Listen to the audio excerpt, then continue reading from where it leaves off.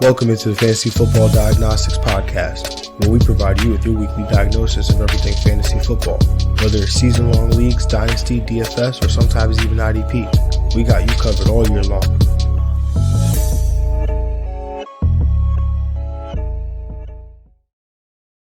Let's do it. Let's get to it. Welcome into the Fantasy Football Diagnostics Podcast, episode 237, week 15.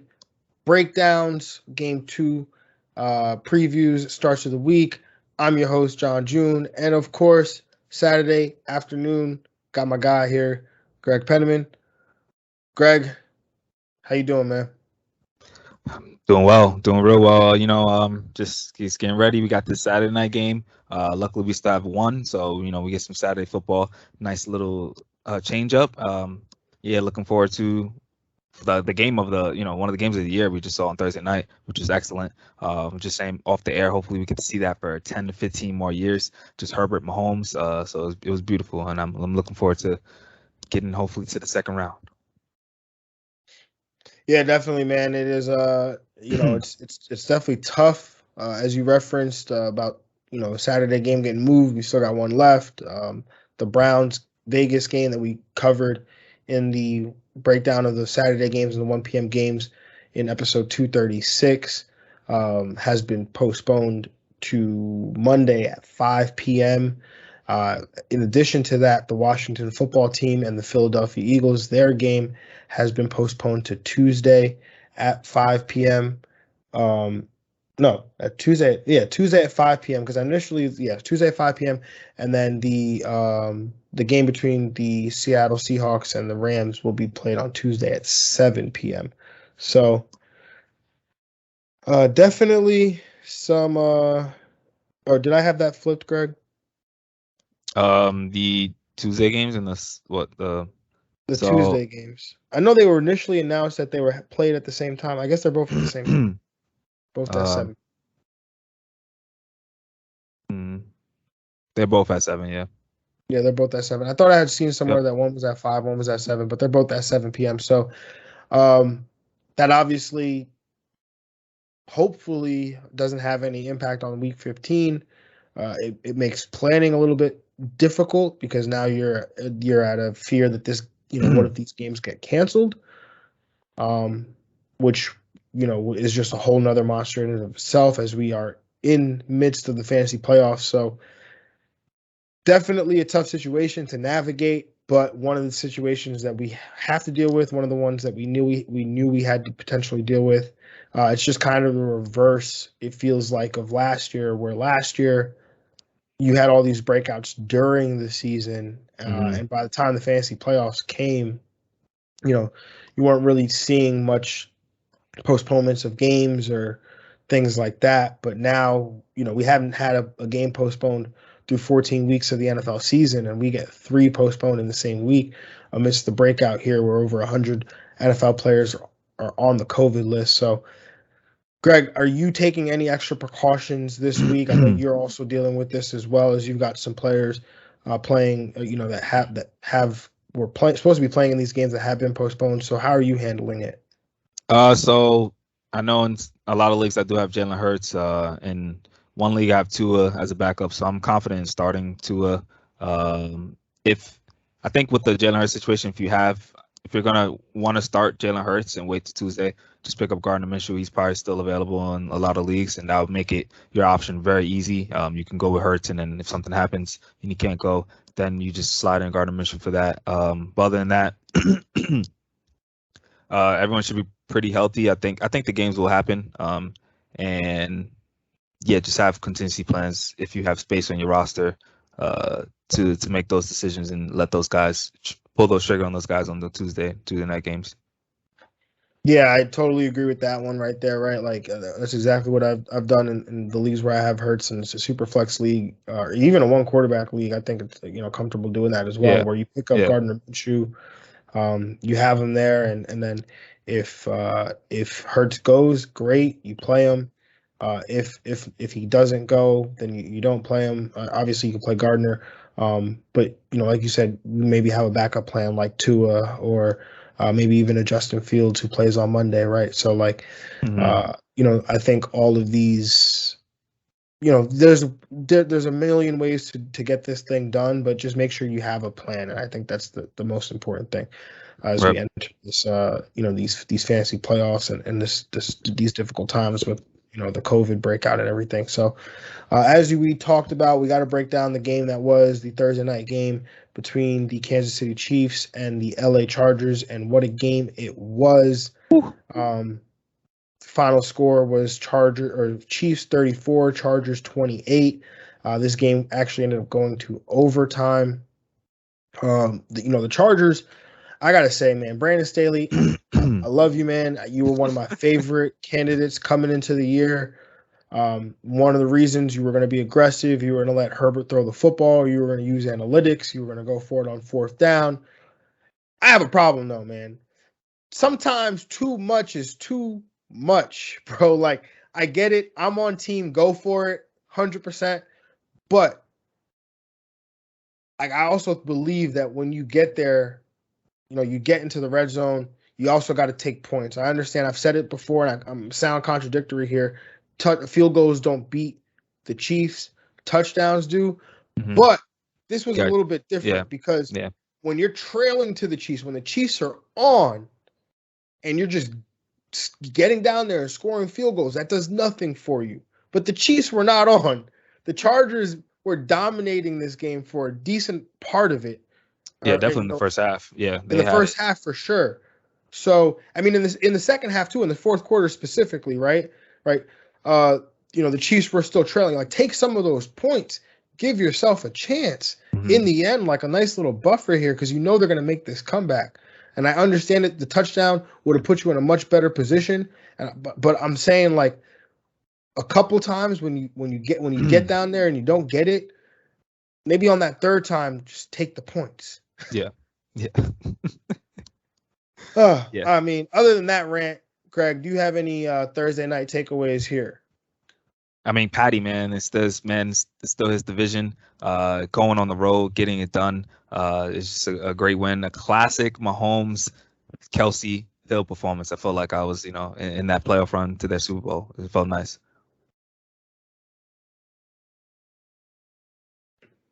Yeah, Patty was definitely good. Should have 4 touchdowns though. He did miss some easy bunnies that he usually gets.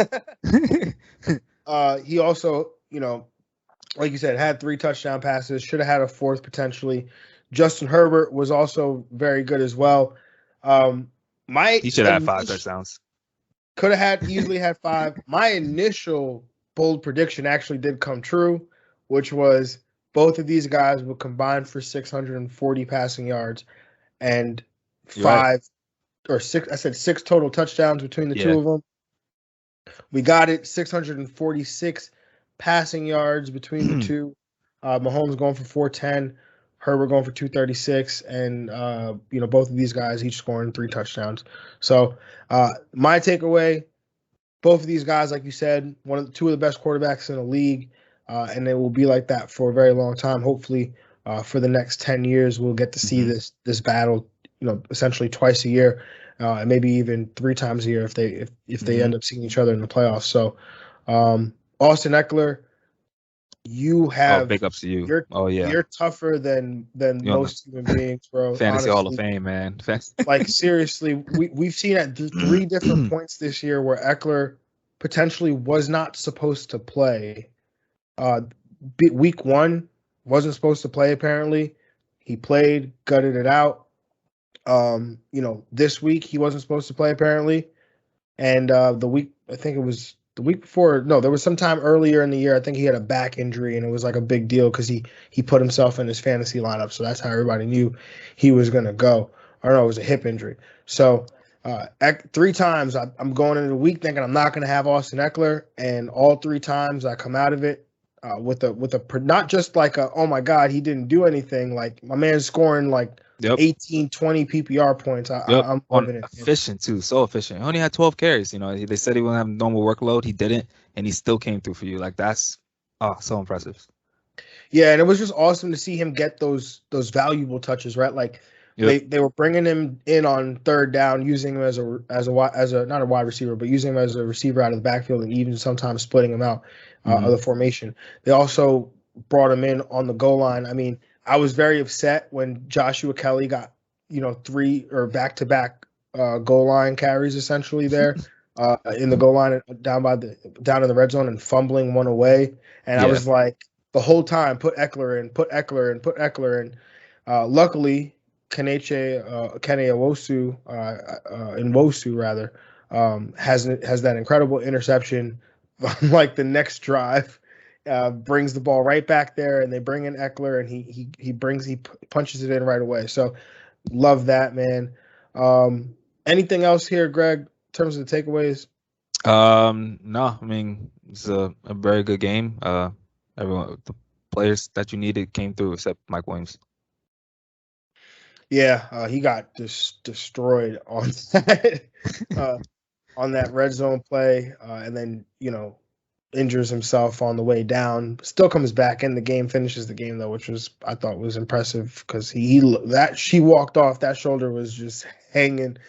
Both him and Keenan Allen got hurt, came back crazy. Yeah, Chargers are tough. Also, somebody who did get hurt, Donald Parham Jr. So I mean, sounds like he's okay. He posted a message on his Instagram. So definitely thank God. That was definitely a scary moment to start of that game. So glad he's feeling much better. So let's get into the matchups, man. The 4 p.m. game here, 4:05 p.m. We've got the 6-7 Atlanta Falcons traveling to San Fran to take on the 7-6 San Francisco 49ers.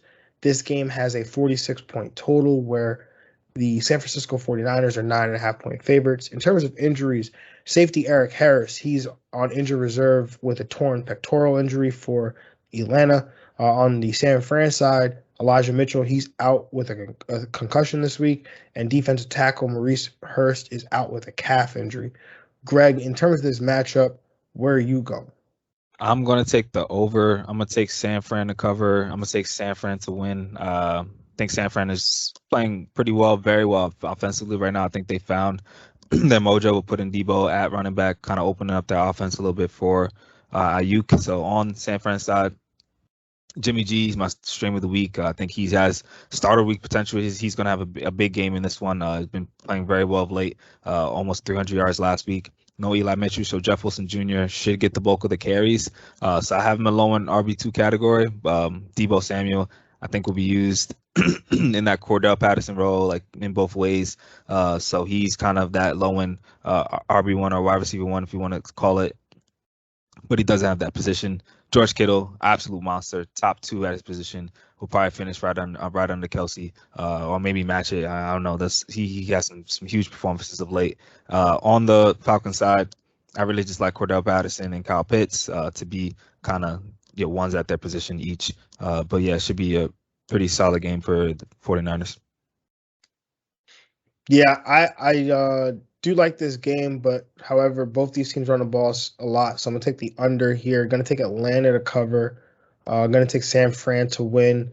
On the Atlanta side, Cordell Patterson, I don't want to hear anything about load management right now. We need this man for the fantasy playoff run. Word, man. So you gotta start this man as an RB1. I also really like Russell Gage this week. He's been really solid these last few weeks, a 26% target share during that time span. He's also got a decent matchup too, so I like him. Kyle Pitts, it's really tough. We were talking about him off air. Has 770 receiving yards on the year, just 1 touchdown, based on a touchdown to conversion rate. Taking the average touchdown for the average yardage total for a tight end and what that means in terms of how many touchdowns they've scored. Kyle Pitts should actually have almost 7 touchdowns, about 6.8 touchdowns on the year, but he only has 1. If he continues, I think Hayden Hurst being back actually helps him too, because maybe he has to do some more tight end type responsibilities with Hayden Hurst out. And so with Hayden Hurst being back, he can be deployed more as a back as a wide receiver and a slot receiver type deal. So curious to see what happens there. But on the San Fran side, I think I'm into this entire offense really. Jeff Wilson, RB2 or 3. I mean, we've seen the 3 touchdown Jeff Wilson games, so like it can happen at really any moment here. George Kittle, top 3 option. Deebo Samuel, he's a wide receiver. He's in wide receiver 1 territory for me.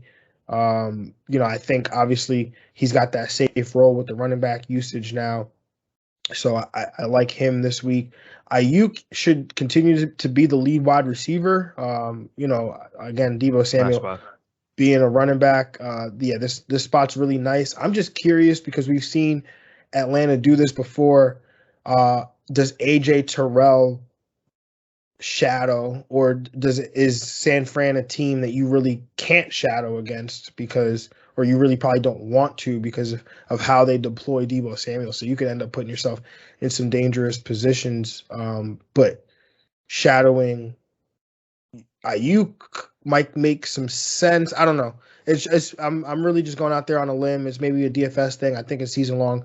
I'm sticking with Ayuk. He's been really solid as a wide receiver 2, a wide receiver 1 upside. So I'm sticking there. But I'm just throwing that out there as devil's advocate type deal. Word.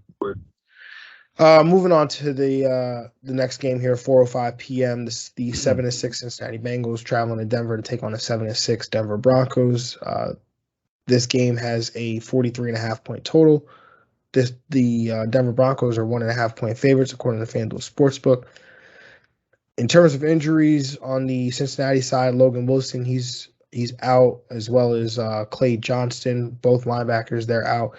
Chidobe Awuzie, he's out as well. Riley Reif out with he's put on IR with an ankle injury. On the Denver side, running back Javonte Williams, he's questionable with a knee. He was limited on Wednesday. He was a DNP on Thursday and then limited again on Friday. Vic Fangio said he has he's dealing with some swelling there. Shouldn't keep him or limit him in any way on Sunday. So I'm curious to see what happens there if he's good to go. I hope he is. Melvin Gordon dealing with a thumb and a hip, but he's questionable. And the linebacker Kenny Young, he's doubtful with a concussion. I'm going to take the under here. Going to take Cincinnati to cover. Going to take Cincinnati to win. Joe Burrow, quarterback 1 this week. T. Higgins, a wide receiver 1. And Jamar Chase, I think he's a wide receiver 2 with wide receiver 1 upside. Last week was obviously big plays and touchdowns. But T. Higgins is seeing the more consistent production in recent weeks. So that's why I have him ranked ahead. Joe Mixon, he's in RB1 territory. The volume is going to be there. Hasn't really seen much work in the pass game. But I'm again expecting them to win this game. I think Joe Mixon, he's been long for the end zone here. So I think I'm playing him as an RB1. On the Denver side, Javonte Williams, he's been involved in the pass game, which is nice, especially in PPR leagues. So he's a top 20 running back play for me this week, along with Melvin Gordon, who both have share the touches in this backfield. Both have equal opportunity to score touchdowns. I'm gonna stay away from the passing game, maybe outside of like the tight ends, just purely out of necessity because you got to start somebody at that position. But I think I'm comfortable just passing the torch on guys like Jerry Jeudy and Tim Patrick and Cortland Sutton in this game. Yeah, I'm gonna take the over. I'm gonna take Cincy to cover and Cincy to win. On the Bengals side, I have Joe Burrow as a low in QB1. I don't think the upside is a little capped just because he's in Denver and Denver somehow on the road can play some ugly games. But I still have him in QB1 territory. Joe Mixon, I love with the volume, and he's doing really well in rush yards. Got over 1,000 last week, so he's in that category. Jamar Chase and T. Higgins are both they both do have high end wide receiver 2 upside. I do like Higgins. I agree with you. He's been a little more consistent of late. On Denver side, though, it's really just Javonte. The running game I'm trusting. Same rules, kind of. If whoever's going to get the bulk of the work is going to have a good matchup and play well and get into that RB2 high in RB2 category. Staying away from that passing game, and I'm with Al over Noah Fant for rest of the season. CJ Uzomah, I think if you're desperate for a tight end, also could have some value for you. Yeah, definitely there. Moving on to this next matchup here, Sunday, 4:25 p.m. We've got the 10-3 Green Bay Packers traveling to Baltimore to take on the 8-5 Baltimore Ravens. This game has a 43.5 point total, where the Green Bay Packers are 4.5 point favorites. In terms of injuries, the big one, quarterback Lamar Jackson has been DNP all week, listed as questionable all week. Everything we've been hearing is he has a good chance to play. He has a good chance. There was an expectation at the start of the week that they expected him to play. Or actually, the wording was a little bit weird. They planned on having him play, right? Like, you can have plans, but those plans can also not come to fruition because of unforeseen circumstances, and you have to essentially change your plans. So, yeah, bro, it's dicey right I'm now. I 100% believe that he does not play. So Tyler Huntley will probably get the start. Marquise Brown, he's dealing with an illness. He was a DNP on Thursday, returned to practice Friday. He is questionable. Ben Powers, he's out with a foot. Safety Chuck Clark and center Tristan Colon, both out on COVID list. On Green Bay, David Bakhtiari, he's out with a knee. The left tackle there. Guard Billy Turner, he's out with the knee. And this is after losing Elton Jenkins, who's a talented tackle as well, for the year. So MVS, he's questionable at the back. Equanimous St. Brown, he's doubtful with a concussion. And Kenny Clark, the talented defensive tackle, is out on the COVID list. Greg, what say you? I'm going to take the under. I'm going to take Baltimore to cover because they're really good at home. And I'm going to take Green Bay to win, though. Actually, I'm going to take the over in this game. Yeah, on the Green Bay side, I like Aaron Rodgers as a mid-tier QB1. I think he's got some good matchups, specifically Devante Adams. Him and Devante Adams should, I think, really ball out in this matchup. Devante is going to destroy, I think, this Baltimore secondary and do really well in this game. Aaron Jones is starting as a RB1. AJ Dillon, I think, will get some work as well in the red zone, so he's in the RB3 category for me. And on the Baltimore side, Tyler Huntley, if he's going, I mean, I don't think that's a bad play. If you're the Lamar Jackson manager and you have Tyler Huntley and we're able to get him, and if not, go get him. He's a good play. I think he won't kill your day. So I think he's in QB2 territory. And the running game, I trust with Devontae Freeman and Hollywood Brown. He's a low-end wide receiver 1. Bateman, though, has the nice matchup. So I think he has upside to be a low-end wide receiver 2. Mark Andrews, though, you already know. No, don't even have to say anything about that guy. But I'm going to take the over here. I'm going to take Green Bay to cover. Going to take Green Bay to win. Mark Andrews, again, he's the man. Enough said about that. I think Devontae Freeman is in play as an RB2, maybe RB3 flex option. Marquise Brown didn't see much work from Huntley last week with Bateman being a lead dog. I think Brown could have a better game here this time around, so I'm not necessarily off of him if Lamar doesn't go. Bateman, on the other hand, we saw him have probably his best game of the year, really, in terms of like when you consider like the situation that they were really in and the opportunities that he was getting, and was doing it with the backup quarterback and Tyler Huntley. So, expect him to continue to progress and take that step forward. On the note of Lamar not playing, again, not expecting him to go. So I think Huntley can be a high-end QB2 for you this week. On a Green Bay side, Aaron Rodgers, I think he's a quarterback 1. I mean, this Baltimore defense lost Marlon Humphrey. They've been getting hit in the secondary. They just lost Chuck Clark. So this secondary's hit, or they're banged up. Aaron Rodgers, he'll be able to pick on an inexperienced secondary here with some lesser players.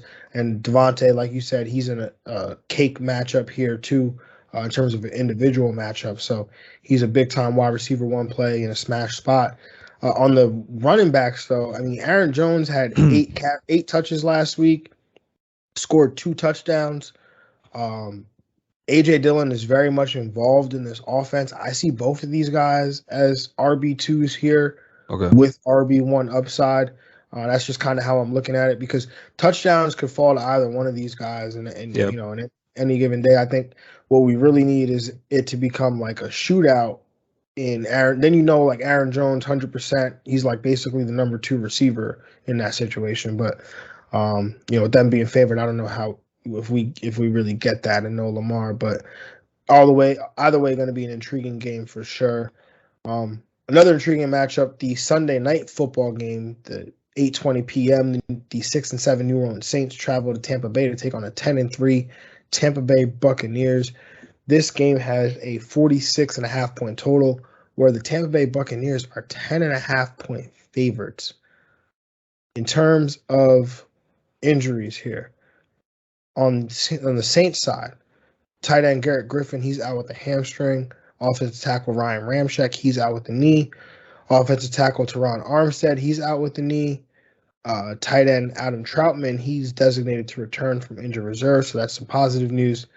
Some not so positive news, head coach Sean Payton tested positive for COVID-19, so he will be out of this game. In terms of the Tampa Bay side, Leonard Fournette was a DNP basically all week until Friday, when he was a limited participant in practice with an ankle. So seems like he's trending in the right direction to play, but still monitor that situation though. Richard Sherman, he's doubtful with an Achilles. Jordan Whitehead, he's questionable with a calf. Antoine Whitfield, questionable with a foot injury. I am going to take the over here. I was going to take the Saints to cover, but I think I'm actually going to change it. I think Tampa Bay covers. I think Tampa Bay wins. Still going with the over. Again, Taysom Hill, Alvin Kamara, RB1. Like, I think he could potentially, have the RB1 upside as he always does, with him being as talented as he is. Taysom Hill, however, quarterback 1, there is some risk that goes there with Taysom Hill. They're heavy underdogs. Taysom Hill struggled to pass the football the last 2 weeks with that injured middle finger. So he does carry some risk of like a potential in-game benching, and where Trevor Siemian comes in off the bench because they need to actually throw the football to have a chance to come back as 10.5 point underdog. So it's like that emergency glass situation where like there's no other way I can win unless Taysom Hill comes in and scores 20 to 30 points, then go for it. But other than that, I think I might look to like a guy like Tua or even Justin Fields or something like that, right? So on the Tampa Bay side, TB12, QB1, Chris Godwin, I think he continues this run here. Mike Evans, he's going to see his nemesis Marshawn Lattimore again, so those battles are always interesting. I think you play Evans though, regardless. The touchdown opportunity is still going to be there. Gronk, a top 4 tight end play. Lenny, if he can go, I think he's an RB1, maybe like the RB15 if he does go. Being a little limited in the matchup's not that great, but no Giovanni Bernard means he's the main pass catching down running back. But if he can't go, Ronald Jones is a touchdown dependent RB2. Yeah, I'm gonna go with the over. I'm gonna take the Saints to cover and Tampa Bay to win. On the Saints side, I do. If Taysom Hill's going, I trust that he will finish the game and he'll be fine. I think just he'll find a way to get it done, and Tampa Bay is still one of the best matchups against the quarterback position. So I think Hill has his day as a QB1. Kamara, you already know about him. He's going to be a top 3 play. Not trusting any of the receivers except maybe some Tyron Smith, action. Just as the only pass catcher in the offense that got the most work last week. So gonna play him and some flex spots on the Tampa Bay side. TB12 is gonna kill in this matchup. Continue to be a top 3 fantasy quarterback. Playoff Lenny, if he's able to go, he's a low in RB1. Godwin and Mike Evans, I trust. If there's no AB, you're throwing them out there and expecting them to give you wide receiver 1 value, because that's what they've been doing. They've just been absolutely killing with AB out with the 2 receivers, and Gronk has been money as well. Yeah, definitely, man. Moving on to the next matchup here, the 6-7 Minnesota Vikings traveling to Chicago to take on the 4-9 Chicago Bears. This game has a 44-point total. The Vikings are 4-point favorites. In terms of injuries, Allen Robinson, Jesse James, Ryan Nall, Andy Dalton, Eddie Jackson, Mario Edwards, Joel Ayegbanue, Jermaine Ifedi, Duke Shelley are all out on the COVID-19 list for Chicago. Linebacker Roquan Smith, he's questionable with a hamstring. He was a limited participant in practice. On the Viking side, Adam Thielen was a DNP on Friday. He's a game-time decision for Monday. D.D. Westbrook, he tested him as well as Alexander Madison are both out after testing positive for COVID and are on the COVID-19 reserve list. Greg, where are you with this matchup here? I'm taking the over. I'm taking Minnesota to cover, Minnesota to win. I think Kirk Cousins is in a great spot. I think he's going to play very well. I think he's borderline QB1 for me. Dalvin Cook is also as a matchup proof RB1. He's going to be getting the majority of the work, a lot of opportunity shares, so he's going to kill. Justin Jefferson's been on a stretch like no other right now, so you got to keep playing him as top 2, top 1 at his position, especially if Thielen is still banged up. He's a game time decision, so I would plan to have him not in the offense, and if not, KJ Osborne has been a great play of late for another spot start in that high-end wide receiver 3 category with some wide receiver 2 upside. On Chicago side, Fields, I think he can give you a solid QB2 week with Darnell Mooney, who's been playing well of late, being the main pass catcher, especially Allen Robinson and Dave Montgomery. That solid RB2 for you. Yeah, I'm going to take the over here. I'm going to take Chicago to cover. I'm going to take Chicago to win. Justin Fields, he's in the best spot he's been in all season. More on that one later. Dave Montgomery has top 5 upside in this matchup. Darnell Mooney, I think he's in a great spot here as well. And then Cole Kmet, who's my stream of the week there at the tight end position, I think he has some usable value here. And then on the Minnesota side, Captain Kirk, top 7 quarterback play this week. Like you said, Justin Jefferson stretched like no other. I think he continues that dominance this week. My man's got a 37% target share over the last 3 weeks. Like, he's baby Moss, man. He's just putting up baby Moss numbers right now. There's no wide receiver you'd rather have right now heading into the fantasy playoff run than Justin Jefferson. Yep, Devante over everybody. Like, I want one. He's one right now. And then Dalvin Cook, again, top 5 play this week. Matchup proof, like you said. But the matchup's actually nice here, so we'll take it. And then KJ Osborne has some wide receiver 3 value without Thielen. I don't think Thielen goes. And even if Thielen plays, I'm not playing Thielen. I'm sorry. It's not going to happen. Not for any other reason other than I got to wait till Monday to find out. Like, oh, it's true. Yeah, sure. And then it's like he's dealing with an ankle injury. Like, he didn't practice all week, and he could catch a touchdown, but if he's not going to play, then it's really just sitting there hoping he catches a touchdown in a game with a 44-point total. Like, I'm sorry, I'm not going to do it. Yeah. And then obviously there's some games here that have been postponed and moved. 2 of which we've already covered. The Cleveland game, who are back to being 1 point. They're actually now 1 point favorites. Cleveland is. So that's. Hey man, they know what to do, man. It makes sense. Give it to Nick Chubb, you'll win the game. Like, and throw it to David Njoku like 6 times, and you're good. I feel like that one's a little bit biased, Greg. I feel like that one has some fantasy. I was just saying. He wasn't in the analysis for that, part 1, so he's in it now. David Njoku, yes sir. Was he not in the analysis? Was Austin Hooper not already? Oh, maybe when he wasn't. You're right. David Njoku was an option. Yeah. It's all right, Greg. We could just tell the people you have him on your league and start people team. You pick them up, start them after Hawkinson is out for the year. You need this. You want this. But if you want to listen to the breakdown of that game, the 1 p.m. or the Cleveland Vegas game, you can go back into the episode 236. It was one of the first games we covered, and you can listen to that. And then if you want to listen to the breakdown of the Washington versus Philly game, again, The only thing that changes from that breakdown is Taylor Heineke will be out, which we weren't going to play Taylor Heineke anyway. No. Terry McLaurin, I think that probably downgrades Terry McLaurin for me. That Philly defense, though, your stream of the week. Philly defense, yep, they definitely get bumped up. Yeah. But yeah, that's a serious question, though. Would you play Terry McLaurin? No, I think I would make other options. I would plan because the Philly's also good on the perimeter too. Like, yeah, I'm making other options. Yeah, I'm going without Terry. AG is the only one that I'm touching from there. But again, we pretty much covered that. If you want to hear about the Philly side, episode 236, it was one of the games near on the end. But this game, the Seattle game, Seattle versus the Los Angeles Rams, Tuesday, 7 p.m., we have not covered because it was originally a 425 game. So it's here in its appropriate spot on the show sheet. The 5-8 Seattle Seahawks travel to LA to take on the 9-4 LA Rams. This game is a 45.5-point total, where the LA Rams are 5.5-point favorites.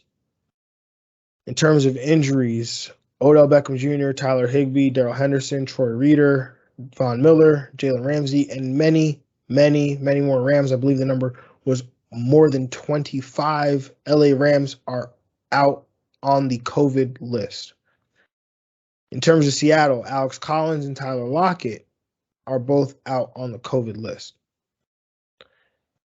Now, with all the COVID situations, there is a possibility with these games being moved that some of these players that initially tested positive could test out of the protocol.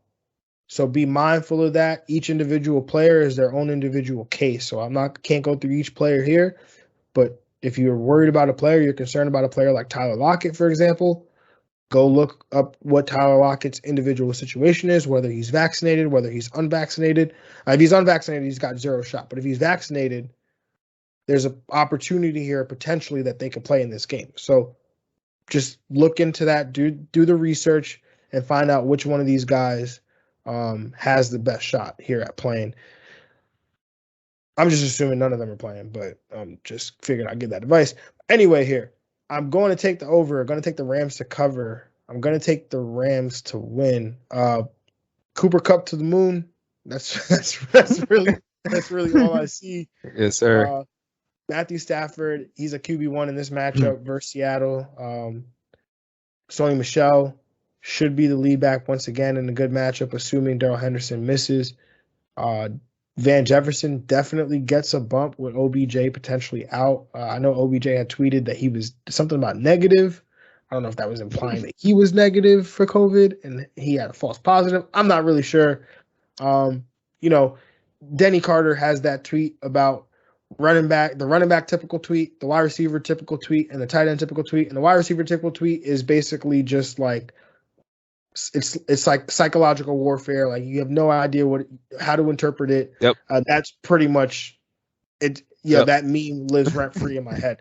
So that's like probably the same for point guards in the NBA, like Kyrie type players. It's like running backs is always like working hard, grinding. Yeah, and it's like every time you see a running back tweet something, it's like in the lab, like running hills or working out. It's the funniest tweet. It's really good. It's really accurate.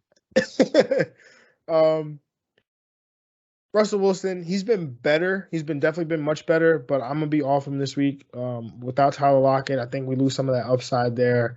DK may have some more production potentially, but I also like Gerald Everett. I picked him up in the League of Extraordinary People, Greg. I'm sure you saw that, but I really like him to have a nice game here without Tyler Lockett. Potentially, we always say don't go to the next guy on the depth chart. Usually go to A-Dot or guys that play a similar role. Russell Wilson, he's different. He's a trust guy. And I think if you look at after Tyler Lockett and DK Metcalf, the next guy that he trusts in here is Gerald Everett. So definitely a play for me. And then Rashad Penny should continue to be the lead dog here in his backfield. He's an RB2 for me, especially without Alex Collins here. Yeah, I'm going to go with the over. I'm going to take Los Angeles to cover and Los Angeles to win. On the Rams side, I agree. It was definitely all Cooper Kupp. here. Sony Michel, I like his matchup, especially without Darrell Henderson. He should continue to get a bulk of carries, close to maybe 15 to 20 carries in a great week. So I have him as a low end RB1. Cooper Kupp again, we're playing him on the Seattle side. I'm with you with the Gerald Everett analysis. Matter of fact, I'm gonna take this under because there's not really anyone playing. So yeah, I'm gonna go with that. And so yes, Rashad Penny, again, he was the number one waiver wire pickup for a reason. I think they're going to continue to trust him. He's been effective in this offense, so he's got some things high in RB2 value. Yeah, sorry, there's been a lot of breaking news. We've had a couple more players go on COVID, specifically for the Browns. Adam Troutman has been activated off of the injured reserve, so he's actually going to play. And Garrett Griffin, who was initially ruled out of this game, was put on injured reserve. But the news that caught me, not even football related, is actually basketball related. I know Kyrie Irving, there was some news that he was pulled in by the Nets Brooklyn Nets as a part-time player who will only play on road games, but he has now entered the COVID protocol. Oh yeah, straight in. I mean, what do you think he was doing when he was not playing? Oh, okay. Well, that's our basketball moment on the show to appease Greg and make him happy here. So let's move on to the money time, man. Those starts of the week. Greg, that quarterback start of the week. It's a very important week. Got to hear it, man. Yeah, I mean, there's a lot of good streams of the week. I think we use them all up, but I still really like Taysom Hill in this matchup going against Tampa Bay to be using with his legs to give you a safe floor. And I think with Tampa Bay being such a good spot here, they have some cases banged up in the secondary. I think they are still able to get down the field, and Taysom Hill gets at least one rushing touchdown. No, I like this one. Like I said, it's high risk, high reward. No risk it, no biscuit, and Greg wants the biscuit, so I like it, man. I'm going. Obviously, I've been teasing this one all week, but I'm taking a shot here on my guy Justin Fields. He's been so much better as of late, especially now that he's running the ball more frequently, averaging 61 rushing yards per game over his last 4 starts, to go along with almost 200 passing yards a game. He's also been the quarterback 14 during that time span as well, averaging 16.3 fantasy points per game, and now gets a Minnesota defense that's 9th in fantasy points allowed to quarterbacks during the last 3 weeks at 18.7 fantasy points per game. And Minnesota's given up some big games too, and I'm expecting that to continue this week with the Rook. Ooh, that'd be great for his confidence going into next year for sure. Definitely, man. Greg, your running back start of the week, brother. What do you got? Hey, man, the gas man is back and active and ready to go, so I got to go with him going against the New York Jets, who is the best matchup for running backs, giving about 118 rushing yards per game, also 61 receiving yards per game, something the gas man can both do. But he's been getting great volume in the rushing attack, and you already know that Tua is going to have a great matchup. They're favored. He's going to be a beginner and a closer for this team. He's going to kill. Definitely like that, especially, again, he's going to see some work in the pass game in those PPR leagues, and you got to love that. And we're in a situation right now where we're at a place in the season where it's all about that volume. And so with that, volume is king. Volume is king. So my running backs are the week this week. It's an oldie but a goodie. James Robinson going with the little squeaky wheel narrative here, while also trying to ride the high tide in Jacksonville after the firing of Urban Meyer. And boy, is this situation perfect as well. Carlos Hyde, he is out of this game with an injury. And the matchup is nice because he faces a Houston defense that's allowed the 3rd most fantasy points to teams opposing running backs over the last 3 weeks at more than 32 PPR points per game to team running backs. So love J-Rob this week. He's a 3-down back who's a home favorite. That's good process. Gotta love him this week, man. Start him up. Yes, sir. Greg, wide receiver start of the week, man. What do we got? I got Jimmy G as my stream of the week. He's got to go throw it to one of his main people right now, Brandon Ayuk, going against Atlanta. I think he has an excellent matchup right now. I think AJ Terrell probably won't follow him a lot, which gives him that second corner matchup, which is a really juicy one. He got 10 targets last week, season high, and he's looking like the Brandon Ayuk of old. Another game with a touchdown last week. I think he's going to get one here and kill and help out Jimmy G get to 300 yards. I like that one, man. I definitely like this one a lot. Well, my wide receiver start of the week, I'm really gonna go with a confidence booster here for my guy Amon-Ra St. Brown. People don't know whether they can trust him this week in PPR leagues, but I'm here to tell you that you can. Over his last 3 games, he's got a team leading 32% target share. The continued absence of Swift and Hawkinson should continue to allow an abundance of opportunities to flow his way. He's seen 12 targets in each of his last 2 games with a combined 20 receptions. He's the wide receiver 13 in PPR leagues over the last 2 weeks, 20 PPR points per game during that span. He's matched up with Arizona this week, who doesn't get beat over the top, but rather in that short to intermediate range. Over the last 3 weeks, no team sees a larger percentage of opposing teams' targets go to wide receivers than Arizona, who's seen 85% of their targets in neutral game script go to that position. That's well above the league average of 58%. I'm confident that the rookie is going to help lead you to a chip this week. Oh man, that'd be a nice league winner type of pick right there. Definitely, man. Greg, your tight end start of the week, man. What do you got? I'm gonna go with Dallas Goddard going against Washington. I mean, this man's just been a monster. You know, we forgot about him because of the bye, but I didn't. He killed against the Jets. We were in the house for that. He absolutely destroyed them, and he's not even the matchup is not even that juicy, but he's just been a money for Jalen Hurts or Gardner Minshew, whoever's gonna be down the stretch, especially if they can get it to Devontae Smith, who's also in a good spot. But Dallas Goddard's been the main pass catcher for this team, and Philly's gonna kill. I like that one, man. Definitely. And speaking of my beloved New York Jets, they get to face Mike Gesicki this week. And again, that's my tight end start of the week. There's going to be no Jalen Waddle. The running backs are back, but the matchup is still really nice. The Jets allow the 7th most PPR points to opposing tight ends over the last 3 weeks, giving up 16.6 PPR points per game to the position. From a fantasy perspective, Mike Gesicki, he's been very up and down, but he's having a really good season. He's currently 6th at the position with 642 receiving yards through 13 games.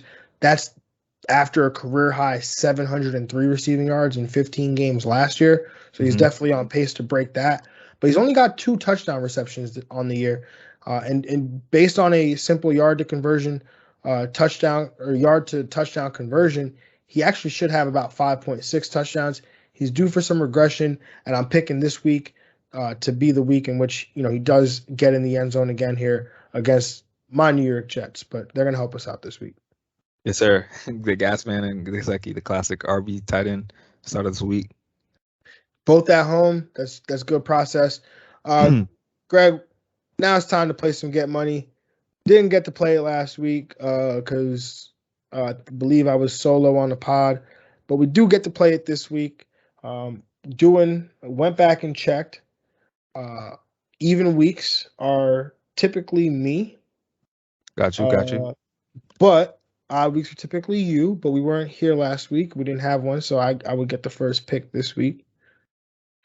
And so with that being said, my first pick, I want to go with Devante Adams here.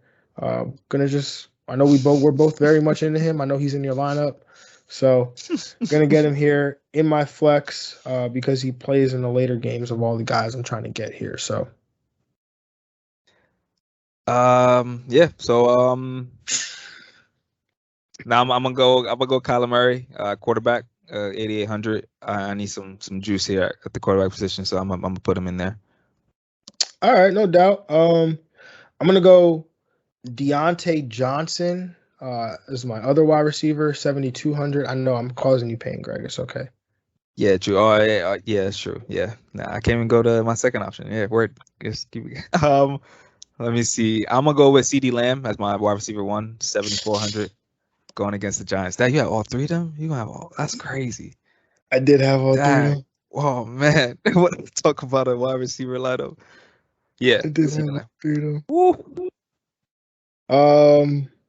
I'm actually, and you know what? I got some extra money. I got some money, so I'm gonna go T. Higgins, 6,800, going up against the Denver Broncos here. I'm gonna go Cordell Patterson, running back, my RB1, 7,000, going against San Fran. I'm gonna go.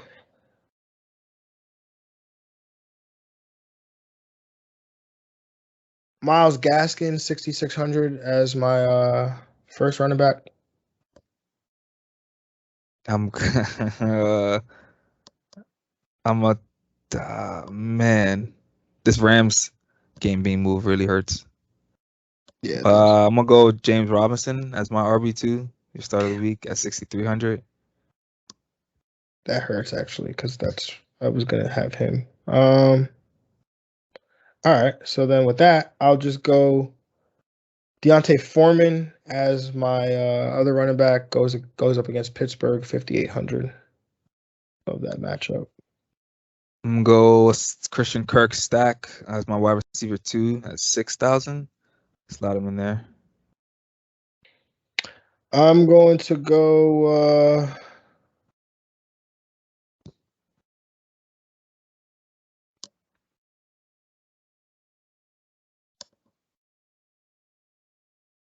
Mari Cooper as my other wide receiver. So I'll have 4 wide receivers in this lineup. 7,000.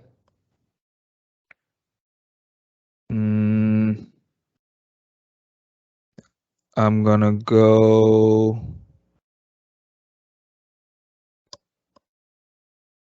Mike Gesicki and my tight end, 6,200. That just caused me so much pain because as soon as I picked Amari Cooper, I was like, I should have gone Gesicki because he's gonna get Gesicki right now. I was still figuring out my third receiver. Oh man.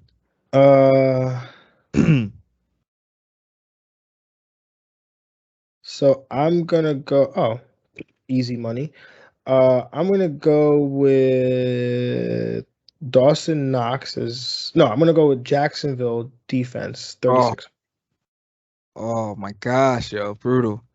I almost screwed myself. Oh man, I'm gonna go. I'm gonna go George Kittle in the flex one time, 7,800. Okay. Yes, sir. Put him in there. He's kind of keep having monster days. Yeah, I like that actually. I like going tight end in the flex. Mm-hmm. With my quarterback, my final pick here, I'm going Aaron Rodgers, 7,600, going up against Baltimore. Since you took Jacksonville's defense, I'm gonna have to go Cincinnati's defense, 3,400, going against Denver. It doesn't look entirely like the lineup I started with, but it's still most of it is still here. So, I'll read off my roster. My quarterback, Aaron Rodgers, 7,600. My running back, Greg start of the week, Myles Gaskin, 6,600. Deontay Foreman, 5,800. T. Higgins, 6,800 is my first wide receiver. Amari Cooper, 7,000 is my second wide receiver. Deontay Johnson, 7,200 is my third wide receiver. Dawson Knox, 6,500 is my tight end. Devante Adams, 8,500 is my flex, and then Jacksonville defense, 3,600. Nice. I got Kyler Murray, quarterback, 8,800. Cordell Patterson, 7,000 is my RB1. Your start of the week, James Robinson, RB2, 6,300. CeeDee Lamb, wide receiver 1 at 7,400. Christian Kirk, my wide receiver 2 at 6,000. Brandon Ayuk, my wide receiver start of the week at 6,600. Mike Gesicki, your tight end start of the week at 6,200. George Kittle, 7,800 at my flex, and then the Cincinnati Bengals defense going against Denver, 3,400. Yeah. James Robinson and CeeDee Lamb hurt because they were that lineup. Yes, that's a really good lineup with Devante and all them too. Oh man. All right, so I think that's all we got here. We played some Get Money. We did starts of the week. We broke down all these games. Good luck to y'all in these matchups. Really, it's going to be a tough week. But the people that are the most on top of it, the people that are making the transactions, that are thinking ahead, those are the people that are going to have the edge going into their matchups in this pivotal week in fantasy. So hope you make it through on the other side. Whether you do or you don't, we still hope that you come back on Monday, hear the rest of or hear the recap and how we can, or look ahead to waivers on how we can help you during championship week. we might have to. I mean, I got to talk to my co-host here, but we might have to alter the schedule next week. But just be on the lookout for that. We'll obviously discuss that on Monday. But other than that, have a good one. Good luck. We love y'all. Yes, sir. Out of here. Peace. We out.